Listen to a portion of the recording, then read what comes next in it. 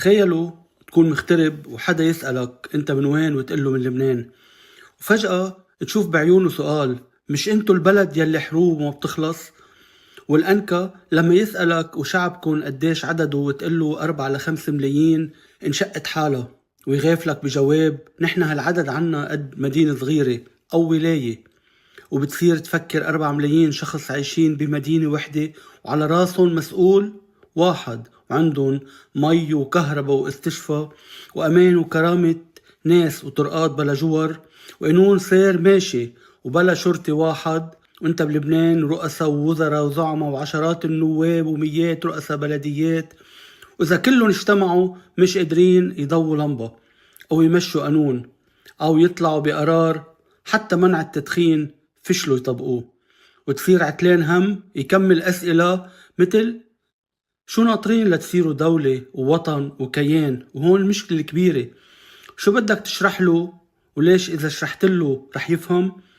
شو بتقله 18 طايفة وعقولة زياد الرحباني طايفين عبعضهم؟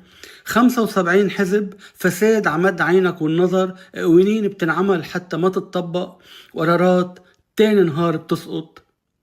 بهالوقت بتمرق قدامك صور جبران خليل جبران وكتاب النبي اللي برم العالم، ميخائيل نعيمي الرابطة القلمية بيروت الستينات، قلعت بعلبك فيروز ومجد الرحابني، ومن جوا بتحس نسمة قوية جاي صوبك من شواطئ صور وجبال، بتحس حالك ابن بيروت، المدينة يلي اندفنت 7 مرات تحت الأرض، وكل مرة هونيك طير فينيق كان يرجع يشيلها من جديد ويقلها يلا قومي من تحت الردم، انت مش بس حجار وبيوت، انت بيروت. وبلحظة بتصير تغلغل بعظامك ريحة منقوشة الصاج، وبراسك تمرق صور بساتين الزيتون، شجر التين، كروم العنب، وعطر شجر الليمون. بتسكت بس فيك بتحكي بشر عكار زحلة وقانة، وهون بتتجرأ وبتقله أنا لبناني. بس لبناني هو لبنان الحياة والفرح والأغاني والشمس اللي ما بتغيب، مش لبنان الموت والحزن والعتمة. ولابد ما هاللبنان اللي هو لبناني ينتصر ويقوم بشي يوم تالت.